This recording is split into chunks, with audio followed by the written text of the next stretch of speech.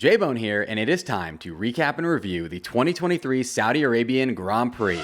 Let's kick things off with everyone's favorite new segment. Here is the 2023 Saudi Arabian Grand Prix in 60 seconds. Checo Perez was on pole position because Max Verstappen decided during qualifying that he wanted to see if he could win a race from P15, so he sabotaged his own car.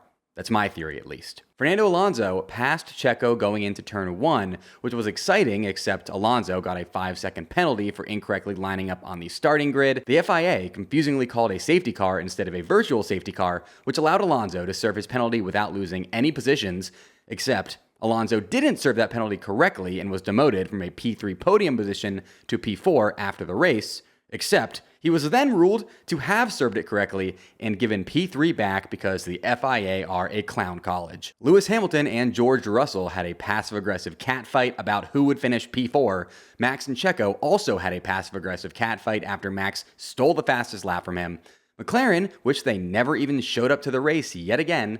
Ferrari are not back, Alpine are kinda back, and Kevin Magnussen snuck into the points to validate my Haas delusion syndrome once again. J-Bone!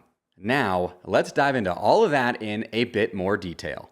I would be an absolute fool if I did not kick things off here by talking about what everyone is here to listen to. Here is my recap of the Fernando Alonso podium fiasco that took place at the Saudi Arabian Grand Prix. Fernando Alonso started the race on the front row in P2, just behind Checo Perez in P1, and actually passed Checo going into turn 1, but an uncharacteristic procedural error from the literal most experienced F1 driver of all time saw him earn a 5-second time penalty for lining up incorrectly on the starting grid. But Alonso got a lucky break, or as conspiracy theorists would call it, some planned help, when his teammate Lance Stroll's car crapped out, which led to a safety car being called in, incorrectly, I must note, given how Lance's car was not at all in a dangerous position, and thus it should have been a virtual safety car instead of a safety car. Shout out to the conspiracy theorists. Not all of them, but the ones here. This safety car allowed Alonso to get a cheap enough pit stop to where he was able to serve his penalty and complete his pit stop without losing any positions whatsoever. And he would go on to finish the race P3 and stand on the podium and spray the bubbly and have a grand old time celebrating his 100th career podium finish. Yay! Ha ha! Nope. Because after the bubbly was sprayed and the fireworks were all shot off and the Alonso podium memes were all memed, it was announced that Alonso would be receiving a post-race 10-second time penalty for incorrectly serving his 5-second penalty on account of the rear jack touching but not lifting his car while the penalty was being served, which, according to precedent, said the FIA, constituted working on the car, which is obviously not allowed while a penalty is being served. This, of course, caused me to release a statement as I had gone 3 for 3 on my bona fide race predictions up until Alonso's podium was stolen from him. My statement read as follows. A statement from J-Bone. It's come to my attention that the FIA and their corrupt stewards are attempting to steal my accomplishment of going 3 for 3 on my Saudi Arabian Grand Prix bona fide race predictions, which were as follows. 1. Checo to win the race. 2. Alonso to podium. 3. Magnussen to finish in the points. Fernando Alonso did, in fact, podium, evidenced by the fact that I just watched him stand on the podium, and any claim otherwise by the FIA or anyone else is patently false and offensive to me, Alonso, and the Aston Martin team. I will be joining Aston Martin in protesting this decision, even though Alonso did stand on the podium, so I was technically correct and still went 3 for 3. Updates to come, J-Bone! And an update did come not too long after I sent out this press release to the world, not coincidentally, if you ask me. Because Aston Martin and J-Bone appealed this decision and explained to the FIA that there actually was zero precedent for the rear jack touching the car, counting as working on the car, but there was precedent for the front jack touching the car not counting as working on the car, which obviously gave Aston Martin and J-Bone a great argument for their rear jack touching also not counting as working on the car, and not long after, news began to slowly trickle out into the F1 media world that after a successful appeal from Aston Martin and J-Bone, Fernando Alonso's P3 podium position was reinstated and all was right in the world once more. And with all that being said, it's time, folks, for the moment that you've all been waiting for since the checkered flag was waved in Jeddah. I, J-Bone, got all 3 of my Saudi Arabian Grand Prix bona fide race predictions 100% correct. J-Bone! My first race prediction was that Checo Perez would win the 2023 Saudi Arabian Grand Prix, and ding ding, J-Bone got that one right. J-Bone! People said I was crazy for betting against Max, and I proved all of them wrong. My second race prediction was that Fernando Alonso would podium at the 2023 Saudi Arabian Grand Prix, and ding ding, J-Bone also got that one right. J-Bone! The FIA tried to take this one away from me, but after Aston Martin and J-Bone appealed their awful decision, justice was finally served. My final race prediction was that Kevin Magnussen would finish in the points at the 2023 Saudi Arabian Grand Prix, and ding ding, J-Bone also got that one right to go 3 for 3 on my bona fide race predictions. J-Bone, J-Bone, J-Bone! Leave it to a Haas driver to make all my dreams come true. Going 3 for 3 is literally perfect, and it just could not have happened to a better guy. I literally wrote a Mercedes-style open letter to my fans last week, which you can read for free right now on patreon.com/formulabone, about how disappointed I was that I only went 2 for 3 with my bona fide race predictions in Bahrain, and how I needed to do better. And guess what, folks? I did do better by being absolutely perfect. J-Bone! Box for ad read, J-Bone. Box for ad read. Real quick, I'd like to present to you the Formula Bone support pyramid.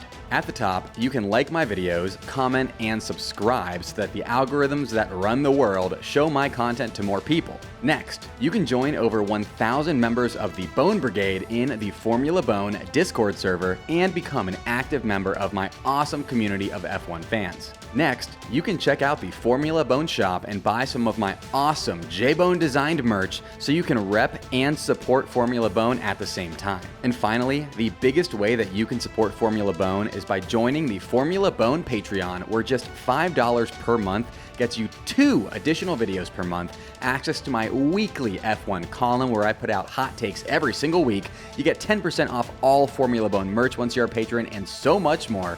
Links for all of that are in the description. Love the pyramid. Worship the pyramid. J-Bone!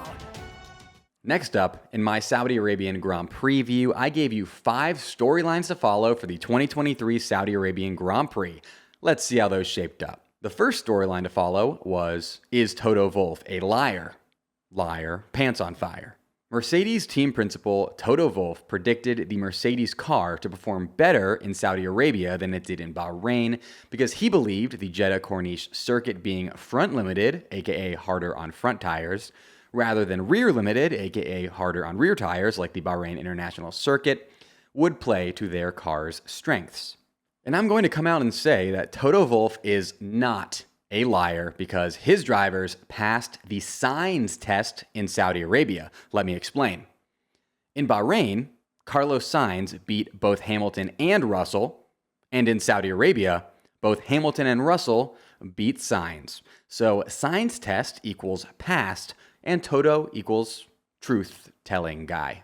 And adding on here, your second storyline to follow was what the heck is up with Mercedes' bizarre apology letter to their fans. And I still don't know what was up with it, but they're clearly not done being sorry to their fans just yet. Your third storyline to follow was, is Red Bull about to run away with this F1 season? And folks, here's the deal. The 2023 Formula One season is not over yet.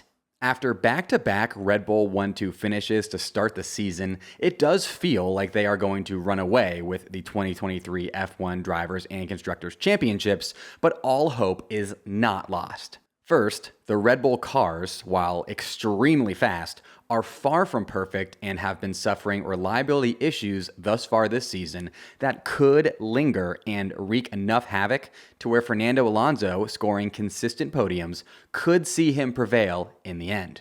Second, there's clearly some intra-team drama at Red Bull between Max and Checo that could cause them to start fighting each other and potentially even ruining each other's races, which would massively benefit other teams, obviously. And speaking of other teams, third, every other team has the upper hand over Red Bull when it comes to mid-season car development because Red Bull have barely any wind tunnel development time compared to the rest of the field on account of them winning the Constructors' Championship and also suffering that cost cap and penalty, which saw their wind tunnel time reduced. This means that the entire field should only gain on them as the season goes on, which, when paired with my first 2 points, means this season is not over yet, folks.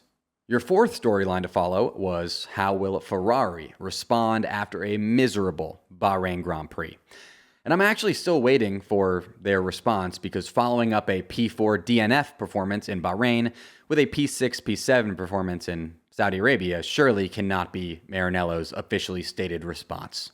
And your final storyline to follow was, will we see the order shaken up at the 2023 Saudi Arabian Grand Prix?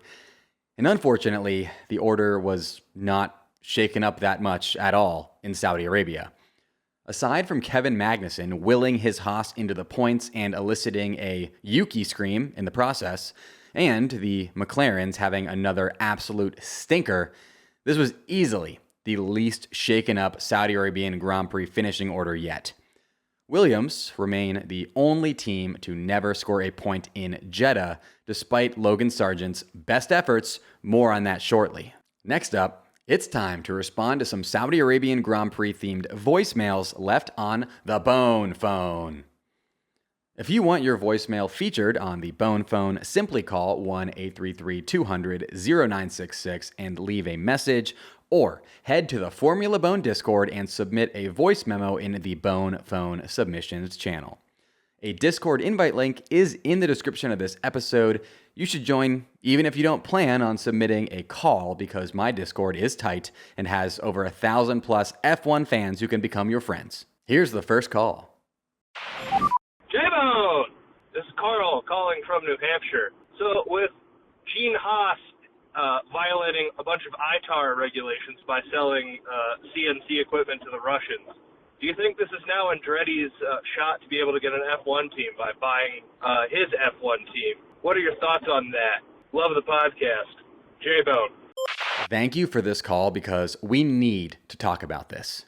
Is this the end of Haas Formula One team? Haas team owner Gene Haas, better known as that guy that Haas team principal Gunther Steiner is always on the phone with in Drive to Survive, also owns Haas Automation, who have been accused of selling machining parts to Russian defense contractors despite U.S. sanctions imposed after the start of the war in Ukraine that explicitly banned doing this. Haas denies these claims, and the U.S. government have not responded to them yet.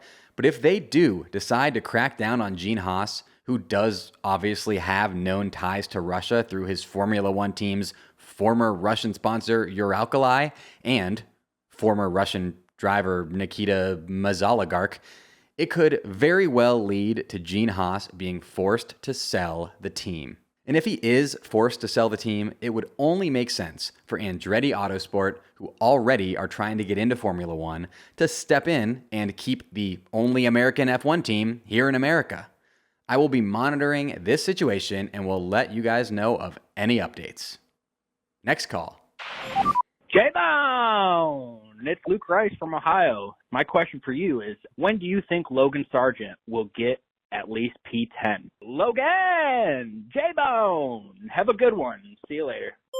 First and foremost, I must point out that Formula One's governing body, the FIA, is clearly anti-American. That's the only excuse I can think of for them deleting Logan Sargent's Q1 lap time in Saudi Arabia that would have gotten him into Q2 and could have possibly helped propel him into the points for the first time in his career. And I refuse to believe that Logan exceeded track limits, even if you show me rock solid evidence to the contrary. I mean, one needs just look at how few super license points the FIA gives to IndyCar drivers compared to F2 and F3 drivers, and that tells you all you need to know about the FIA hating the USA. Sad. Second, I think Logan Sargent will score his first points finish in Formula One at the Azerbaijan Grand Prix in Baku, as that circuit involves a lot of time spent driving flat out, which should definitely suit the speedy Williams car. Subscribe now so that I can see you back here for my Australian Grand Prix preview, where I will give you everything that you need to know before you watch the Australian Grand Prix, including my bona fide race predictions that are sure to go 3 for 3 yet again.